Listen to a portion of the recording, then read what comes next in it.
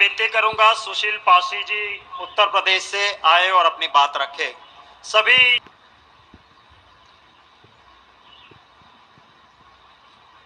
परम सिद्धिया त्याग की मूर्ति हमारी सांसद आदरणीय सोनिया गांधी जी, राष्ट्रीय अध्यक्ष परम आदरणीय मल्लिकार्जुन खड़गे जी, देश की व्यवस्था परिवर्तन की लड़ाई लड़ने वाले परम आदरणीय राहुल गांधी जी और सामाजिक व्यवस्था परिवर्तन की महानायिका आदरणीय प्रियंका गांधी जी। आज पूरे देश में व्यवस्था परिवर्तन की जो लड़ाई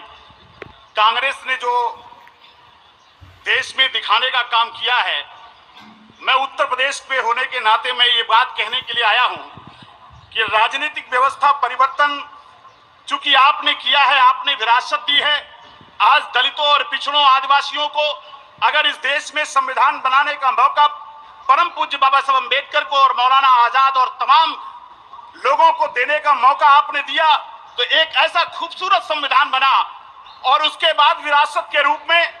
दलितों और पिछड़ों के पास अगर जमीनें नहीं थी तो आपने विरासत के रूप में जमींदारी विनाश अधिनियम के तहत हमें जमीन का टुकड़ा दे करके जो भूमिहीन लोग थे उनको खेत में काम करने का मौका दिया। आज फिर एक बात जरूरत है,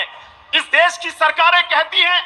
और हम उनसे ये कहना चाहते हैं कि दया नहीं अधिकार चाहिए और भारत को संविधान का राज चाहिए। हमको दया के नाम पर केवल जो 2000 रुपए या छुच्छा गैस सिलेंडर देने का काम किया जा रहा है, इससे हम आगे नहीं बढ़ सकते हैं। हमें राहुल गांधी जैसा नेतृत्व चाहिए जिससे कोई अनुसूचित जाति का, आदिवासी का कोई बेटा अगर कोई फैक्ट्री चलाना चाहता है तो उसको बैंक से अगर पूंजी नहीं मिलेगी, उसे जमीन खरीद करके नहीं दी जाएगी और उसके बनाए हुए सामान को नहीं खरीदा जाएगा, तो इस देश में केवल अनुसूचित जाति के लोगों को केवल वोटर के रूप में देखा जा रहा है। इसलिए ये लड़ाई देश के करोड़ों लोग चाहते हैं कि आपके नेतृत्व में लड़ी जाए। इसलिए हम इस बात को ये भी कहना चाहते हैं, इस देश में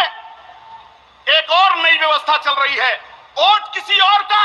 और नोट किसी और का। अगर इस देश में यह चलेगा कि नोट हम उद्योगपतियों से लेंगे और वोट इस देश के किसान और मजदूरों से लेकर के अगर इस देश में ऐसी सरकार चलाएंगे तो निश्चित तौर पर यह एक ऐसी सरकार होगी जो पूंजीपतियों की सरकार होगी। इसलिए हम कांग्रेस के नेतृत्व के लोगों से कहना चाहते हैं, इस देश में एक ऐसी व्यवस्था होनी चाहिए, अगर इस देश में वोट लिया जाता है, इस देश के दलितों से, पिछड़ों से, गरीबों से, मुसलमानों से, किसानों से, मजदूरों से, और नोट अगर उद्योगपतियों से लिया जाएगा, तो ये जो कॉम्बिनेशन चल रहा है, ये देश का मॉडल ऐसा मॉडल है जो देश को और गरीब बना रहा है। इसलिए हम आपसे कहना चाहते हैं, वोट उसी का और नोट उसी का, और ये पार्टी जब इस देश में लागू होगी, वरना जो लोग वोट देते हैं उनकी इस देश में कोई कीमत नहीं रह गई है, वो केवल वोटर के रूप में रहते हैं। इसलिए हम आप पर आशा भरी निगाहों से देखते हैं। जब हमको मारा गया, आपने अनुसूचित जाति जनजाति अत्याचार निवारण अधिनियम लागू किया,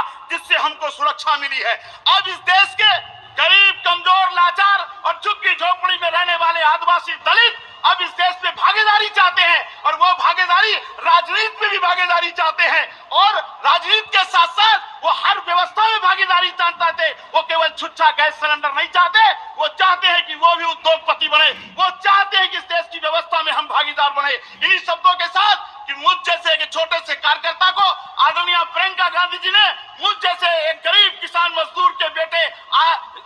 अनुसूचित जाति की उपजाति पासी बिरादरी के बेटे को उत्तर प्रदेश में काम करने का मौका मिला, और इतने मौके में मुझे चुनाव भी लड़ाने का मौका दिया। इसलिए मैं पूरी कांग्रेस को और आदरणीय प्रियंका गांधी जी को मैं साधुवाद देते हुए धन्यवाद देता हूं, और मैं इसका समर्थन करता हूं कि उत्तर प्रदेश में ही नहीं, पूरे देश में अनुसूचित जाति, पिछड़ी जाति और आदिवासियों को संगठन में और हर जगह पर उनको भागीदारी सुनिश्चित की जाए। वो केवल वोटर न रह जाए, वो कैसे ऐसे डेलीगेट न रह जाए, केवल उनकी गिनती न कराई जाए, बल्कि वो ऐसे हो जो अपने अधिकारों के लिए लड़ना जानते हो, अपने अधिकारों को दिलाना चाहते हो और अपने समाज की भागीदारी को सुनिश्चित करते हो। बहुत बहुत धन्यवाद। जय हिंद, जय कांग्रेस।